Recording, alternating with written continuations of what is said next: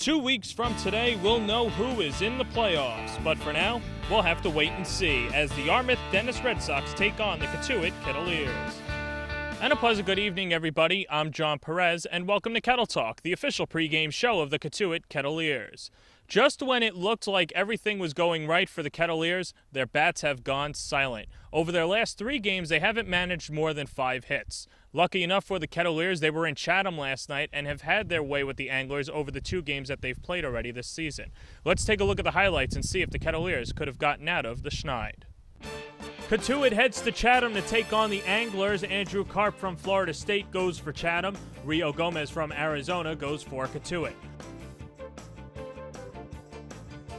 First pitch of the game, Quinn Brody from Stanford is ready to get this party started. He jumps on a first pitch fastball and hits it over the team bus and onto Depot Street in deep right field.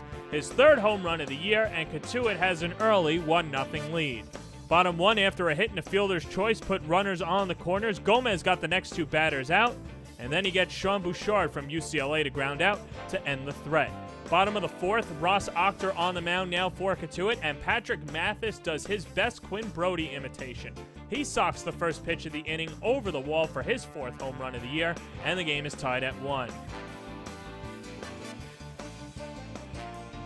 Bottom of the 6th, Bouchard. He goes oppo. He hits one over the right center field fence for his 1st home run of the year, and the Anglers have a 2-1 lead.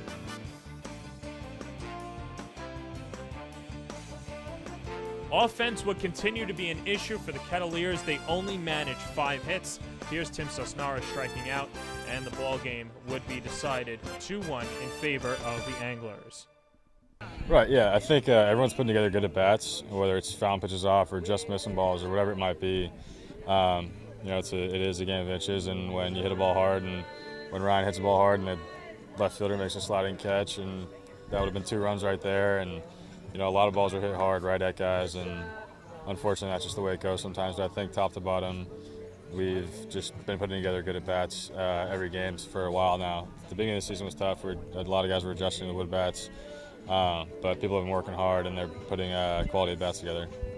We have a team full of guys who really just don't finish their swing. We've got a couple of guys, and those guys hit the ball really hard. But we had a session today. We'll keep working on it. Got 11 games to go, and hope that in the last 11 out of 44 that somehow we break out. But we just got to have more guys that I think a lot of guys come into this league. I mean, you can look at Chatham. I mean, how many hard balls did they hit tonight? We threw a couple fastballs up and away, and they hit them out, on a short porch. But not many really good college hitters today. Very few. And we've really struggled. And so we'll just keep working on, like I told them afterwards, finish your swing. They know what I mean by finish your swing. If you do that, you got a chance to hit some line drives. Otherwise, there's a lot of ground balls and a lot of fly balls. So there you heard from Brody and Roberts. When asked about the mechanics of the swings, here's what Roberts had to say.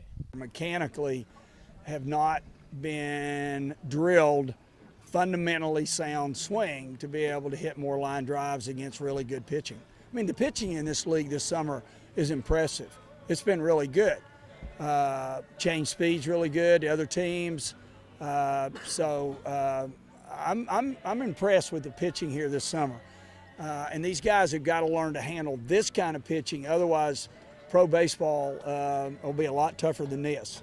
So it's just lack of fundamental things that they do not do fundamentally well with their feet, with their lower half, and with their swing. Here are the scores from last night. The Kettleers got some help from YD and Wareham. Let's take a look at the Hyannis game. YD scored 5 runs in the first 3 innings. Deion Stafford Jr. from St. Joseph's in Philly went 2 for 4 with an RBI. Dylan Persinger cranked his 2nd home run of the year, a solo shot. Not a good day for Alex House out of Florida Atlantic. House gave up 5 runs in 5 innings of work. He only struck out 3 Red Sox. The additional help came in Bourne as the Gatemen scored 2 in the 9th to take a 3-1 lead. They surrendered 1 in the bottom of the 9th, but it wasn't enough. Gavin Sheets and Alex Destino both with ribeye steaks in that 8th inning. The pitching matchup of the night was in Harwich, except this one didn't live up to the billing. Still a 4-2 game. There wasn't that many runs involved, but Falmouth jumped on Ryan McCullough from St. John's to the tune of 3 runs in the first inning and never looked back. Michael Gigliotti, Josh Watson, and Willie Berger each went deep as Falmouth continues to ascend in the standings. Once again, the daylight couldn't keep up with the offensive outburst in Brewster. Orleans won that one at Stony Brook Field before the shadows crept in over the field. Adam Hazley from Virginia, 2 for 4 with 3 RBIs. So let's see how it shakes up the standings. YD the top team in the East, Harwich right behind.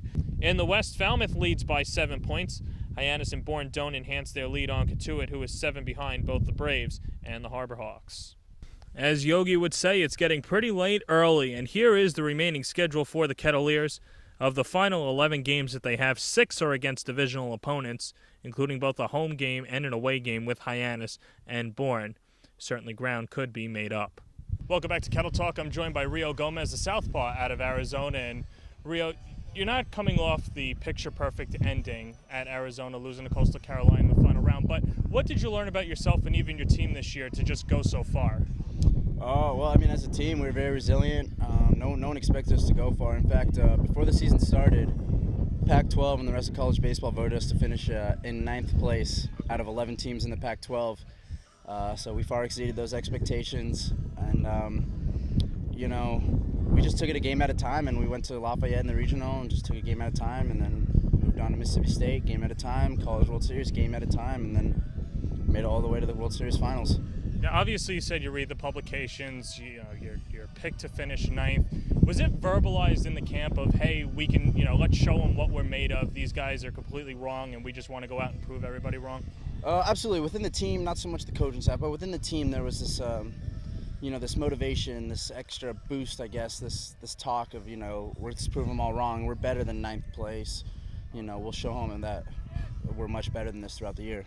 Now let's talk about you individually. You start at Mesa Community College, then go to Arizona. What led into the decision to stay close? Because you're only about an hour and a half away from Arizona. Right. In fact, you're right. It's only an hour and a half, so which makes it nice and convenient for my family and for me to go home and for them to come down and watch games, especially because my dad's down there all the time to watch all the games all spring long. But, they were the only ones that really gave me an opportunity after my freshman year of junior college where I redshirted. I was talking to other schools, but they were all looking at me for the year after, so after what would have been my sophomore year, which is the convenient route of junior college. And the only reason I even got an opportunity to walk on was one of their lefties tore his UCL 3 weeks before school was about to start. And they called me and they said, look, if you want to walk on, the spot's yours. So I got all my acceptance and everything on the fast track, and there I was at U of A. Is there a chip on your shoulder to perform well, not only for yourself, but that you weren't given a scholarship right away and maybe you want to prove everybody wrong because you feel that you're in the same ballpark as them? Yeah, I've come to realize, especially I guess when I was younger, I always, I thought there was this difference between scholarship, non-scholarship, that, I deserve to be with the scholarship guys and things like that. But when it really comes down to it, it's really all the same. Scholarship, non-scholarship, the matter is that you're on the team and you're competing and you're going to win jobs and fight against other teams and carry as far as the team can go. So you have a couple of teammates here on the Cape that are headed to Arizona, right, and they follow Jay Johnson, Cal Stevenson and Corey Voss. Voss particularly is a catcher, and we'll get to Cal Stevenson in a second, but what have you learned from Voss this year, and have you guys spoken about that pitcher-catcher relationship that you'll have? Oh, absolutely we have, and I think Voss will be a great addition. He's a really offensive-minded catcher, and that's a change from what we have right now. We have 2 defensive-minded catchers, so it'll be nice to, mix and blend the 2, and I think he's going to fit in just fine at U of A. And in terms of Stevenson, what have you got to learn from him? He's obviously an outfielder, but a two-way guy. He could be used in the pen as well. Absolutely. Obviously, his strength is the outfield. And, he's just a terrific outfielder. And we just lost a few outfielders, 3 outfielders, in fact, just seniors that all just have moved on. So it'll be nice for him to fill the gap and fill the void right away. And now the last one, it's not a game day, and you guys want to go out, in Arizona, the U of A. What's around U of A? Because I've heard it's a hopping place. It is. There's a lot going on always. It's a fun school, I guess is the way to put it.